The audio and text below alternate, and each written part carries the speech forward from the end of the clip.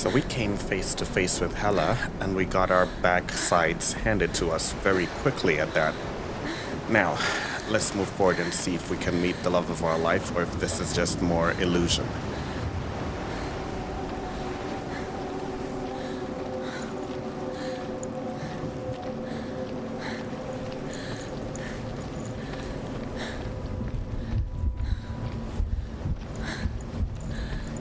I'm gonna try to look around for lore stones as well.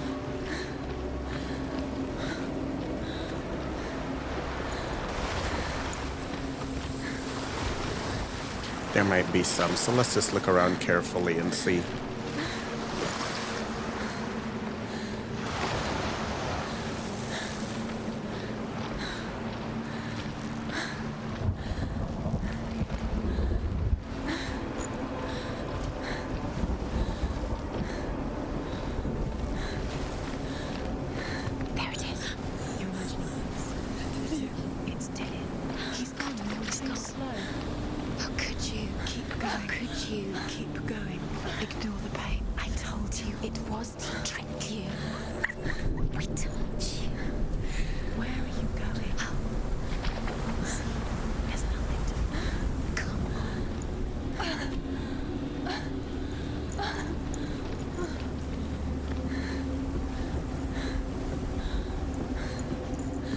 Still no I cannot see any lore stones yet, but interesting. It looks like that's the bridge we were crossing earlier.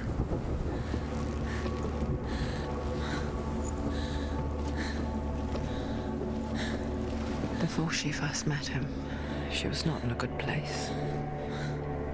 Just a teenager, but not like the others. Barely functioning, she rarely left the house. Her father Zinbal made sure of that. Only occasionally did she venture out on her own, collecting firewood and herbs. Errands out in the Orkney Plains. That was her world. Like this one. Barren and lonely. Why did he keep her locked up though? Was it because she was mentally unstable?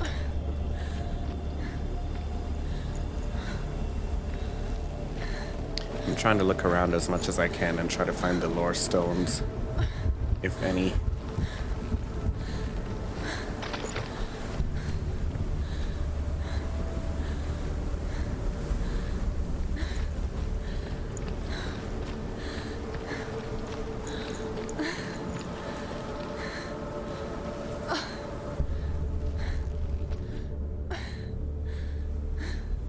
Okay, definitely no lore stones here, so let's just keep moving.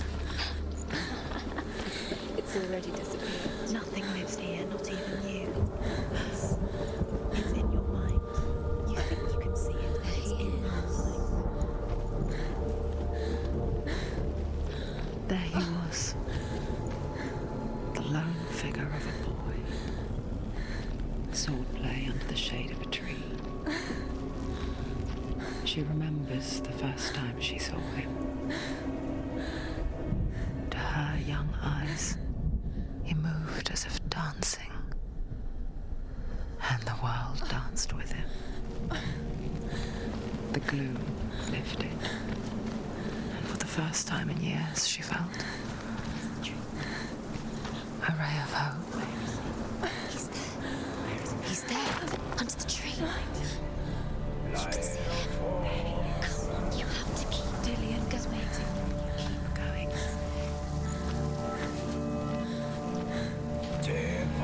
This is kind of hopeless. The closer we get, the further away he gets. But I see a door there, so maybe we might want to go check it out.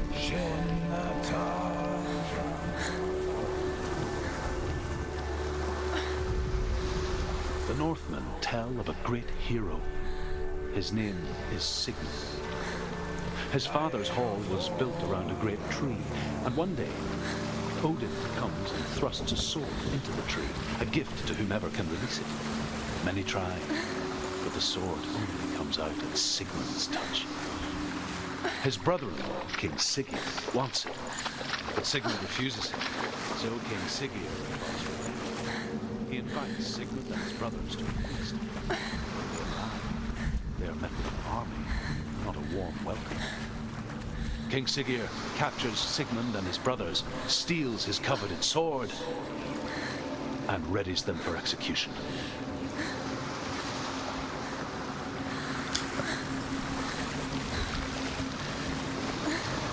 In case you're wondering why I was backtracking, I realized the further away we got, the less and less we could hear of the lore. So I wanted to... Okay, looks like we've reached a dead end. We're not allowed to go any further.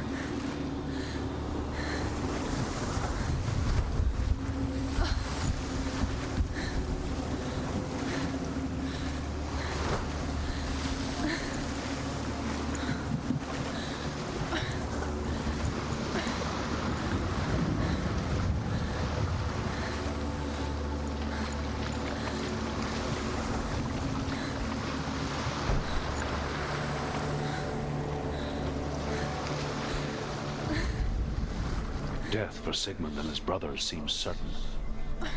But the king's wife is Sigmund's sister, and she begs for mercy and implores the king to chain them up instead. He agrees. Not for mercy, though, but because he plans an even more cruel and lingering death. Chained to a tree in the forest that night, a she-wolf comes and devours one of Sigmund's brothers. She returns, ravenous, night after night, until only Sigmund is left. The next day, Sigmund's sister sends a servant with honey to smear on Sigmund's face. But to what end? Well, that night, when the she-wolf appears again, you'll never guess what happens. You've got to be kidding me. Now I'm gonna... I'm gonna search everywhere. I'm gonna search everywhere for the next lore stone. I just have to know what happens next. And it's not me, but it's Senua. She's just not moving. She's moving. This is the fastest I can get her to move.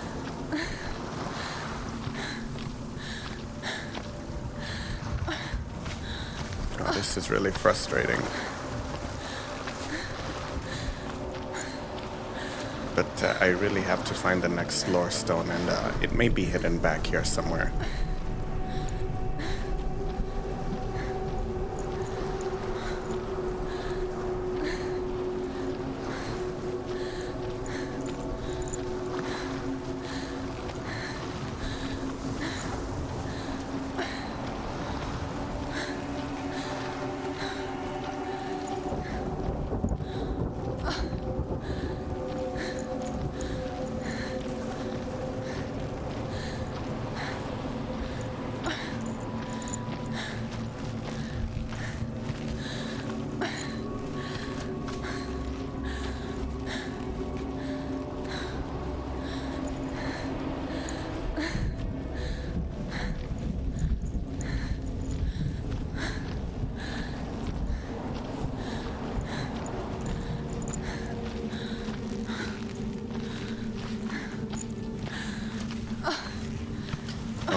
She's walking so slowly, we'll never get there.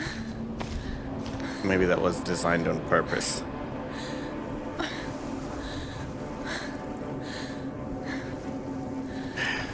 But I'm really curious. I want to see what's behind here.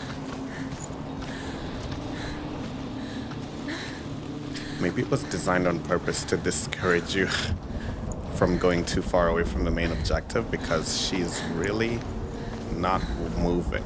Day after day, watching from afar, she mimicked him, perfecting her own secret dance, wishing those fleeting moments of light would stretch out to last forever.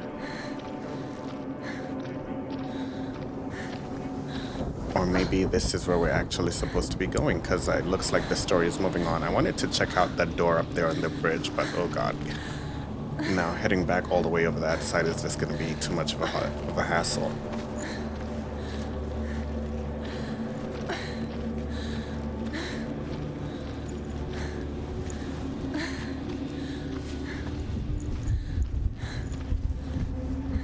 This definitely has to be the right direction to head in, because it's too open and too big to be all for naught.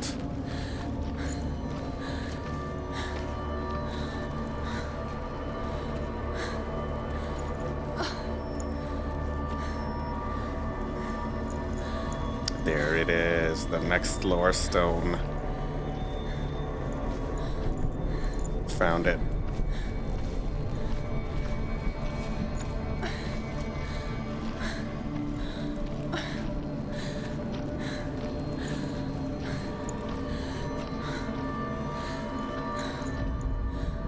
As the she-wolf licks the sweet honey from Sigmund's face, he bites the wolf's tongue.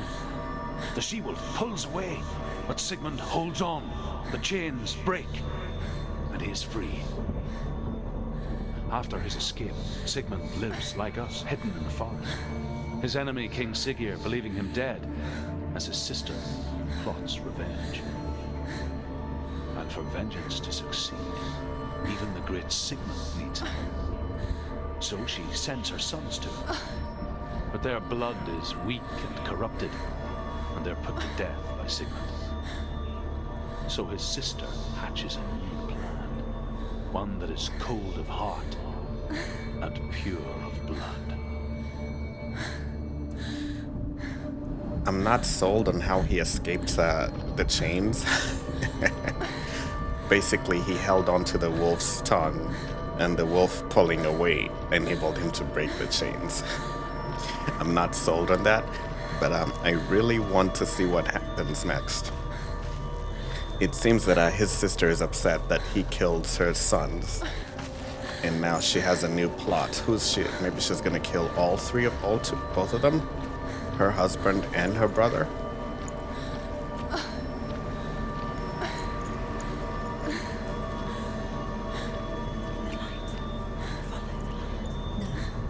It's a trick. It's an illusion. It's not real. Do you really think it's real? You want to believe it's real, but it's a trick. You're deluded. Where are you going? Where is she going? What does she find? You can't even fight. It's just deception.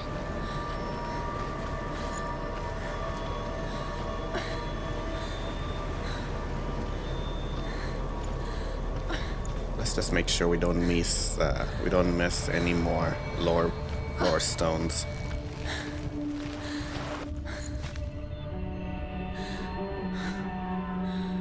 Gladiator, anyone?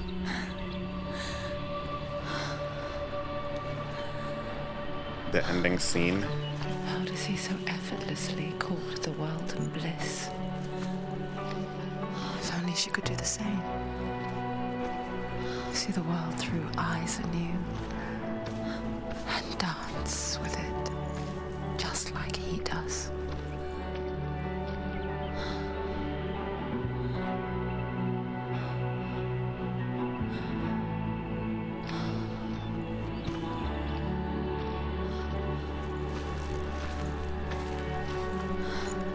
Yeah, this reminds me of the ending of Gladiator, where Maximus is walking through the fields and going to meet his family in the afterlife.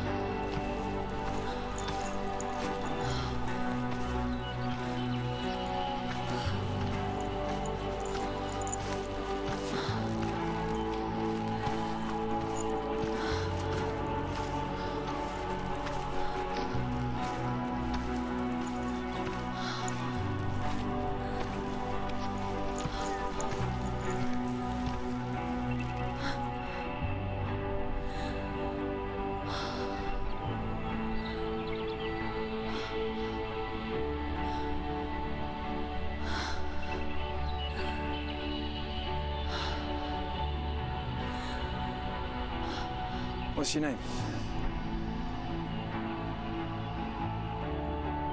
Senua. I haven't seen you before. I don't leave home much. Oh, General's daughter. I have to go. Wait. Who taught you to fight like that? No one. No one. Well, I watched you, and You learnt all of that from watching me? You should become a warrior, you know. me?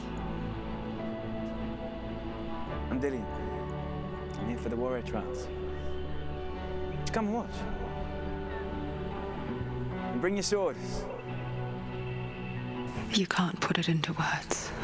That moment when you look into the eyes of the one who's supposed to reassure you, make you feel safe. It only takes an instant. Fear swallows you before you have a chance to make sense of it. And darkness becomes a part of who you are. You killed him. But her world changed the day the Northmen took him from her. Senua knows that there's no going back to how things were. That there's nothing to go back to at all. Stay still, stay quiet, hide, don't tell her. Their gods can see into your mind. They will use this power to destroy you. They won't stop me. I can still feel him. Whatever's left of him, they will never let him go. I'm not gonna let him rot here. You're the one rotting here. Leave me alone. You will die here. No. And all your suffering will have been for nothing. Shut up!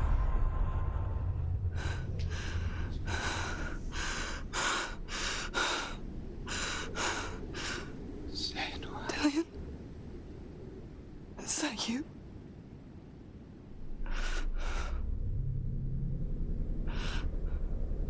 I'll find you, my love. I promise.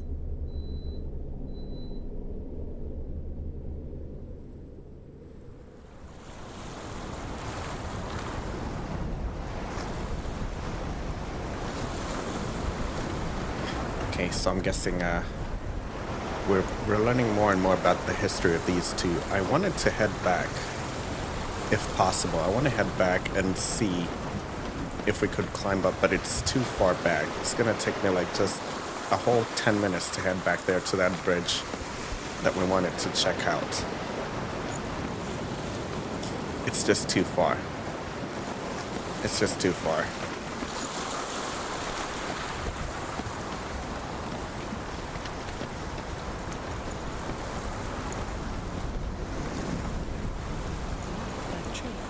Can you see him? You want to believe it. Is he It's there? not real. Is he there? You're alone in these mountains. Is that Dillion? Nothing lives here. You won't Yep, I've seen the lore stick. You met him by the tree.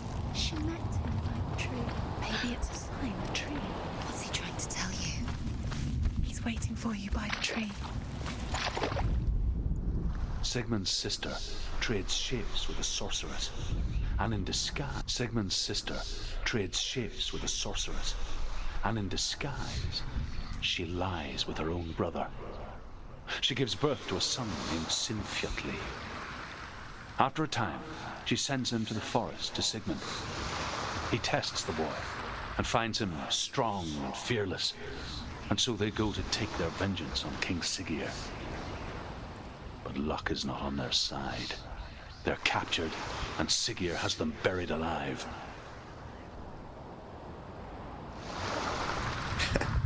That had better not be the ending of the story. So she tricked her brother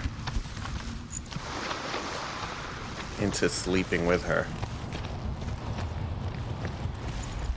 It seems like she'll have to kill him herself. But let's take a look at this.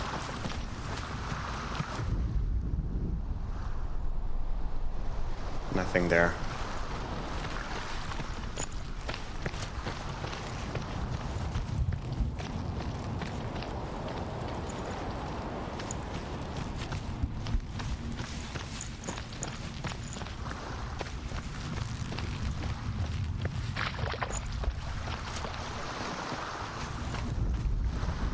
There's nothing here either. We couldn't get to the huge tree, so let's just check back here and make sure we've not missed anything.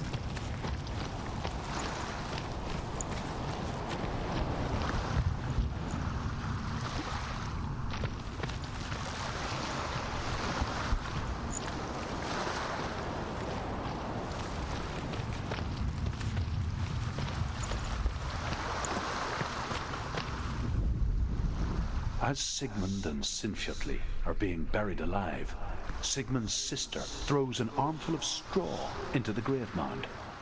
Hidden in the straw is Sigmund's sword, the gift of Odin. They cut their way out of the grave mound and set fire to Siggeir's hall. The king burns to death. Sigmund calls to his sister to come out so that she may live and be honored. She does come out, but only to tell him the truth. That she had slept with him, her brother, to beget a strong avenger. I am not fit to live, she says, and walks back into the fire. Strike vengeance from your heart, Senua, as there is always a heavy price to pay. Amazing lore. Not the way I expected it to end, but is that an acceptable end? Who knows? Let's go up here.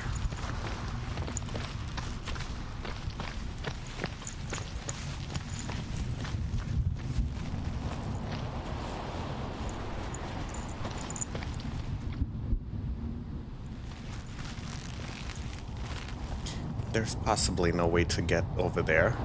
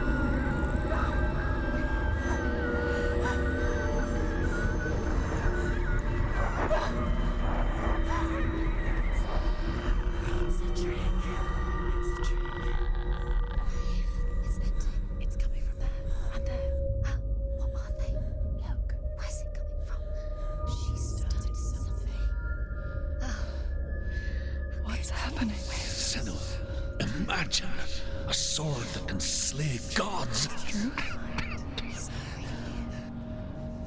Its name is Gramr. It was forged by the god of all Northmen, Odin, and gifted to Sigmund, a great warrior. I need this sword. It's important. Can you help me? The sword appears whole, but it is an illusion. It shattered into shards long ago. It is said a great warrior can reforge Gramr by answering the trials of Odin, one for each shard. The roots of the Tree of Death will take you to new lands, where you will face the trials. Go to the shards. Go to the shard. Go to the shards. What's the shard? Find it. It's the metal runestones. It's in front of you. Find it. Okay, so that's what that was. You need that sword. Go to the shard. Find the shards.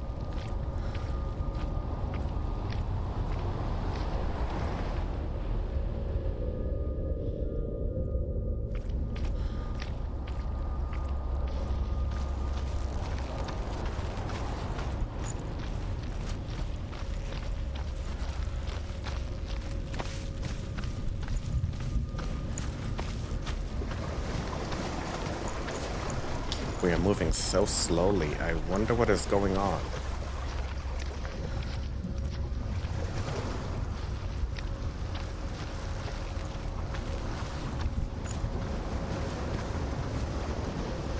Where is it? Find it. There it is. Focus. There's the shard. Focus. Focus. Use your eyes. Look. Get closer. What can you see? Go to it. It's not safe. Don't go near it. Move closer. Go. Come on. What can you see? A king in the north forced the dwarves to make a sword that would never fail and never rust, and that would slice through iron and stone and bring victory to its bearer. But the angry dwarves cursed it. It would be the death of a man every time it was drawn, and it would be the death of the king. Let me tell you about the sword Tyrving.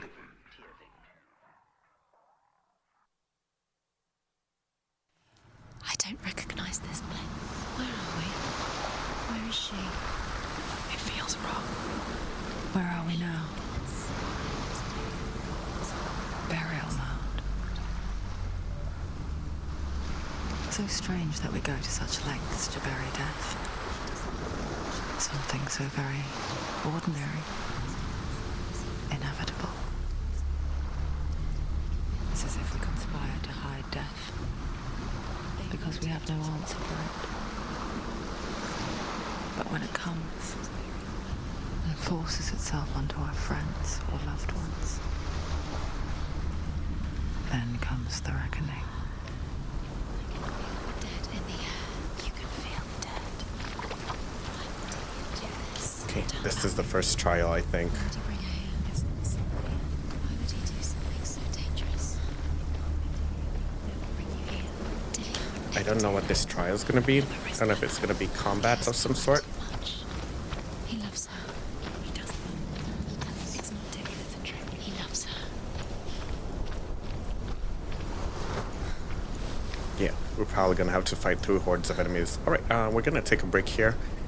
When we come back, we'll head in there and take on this trial. We'll be right back with more Hellblade.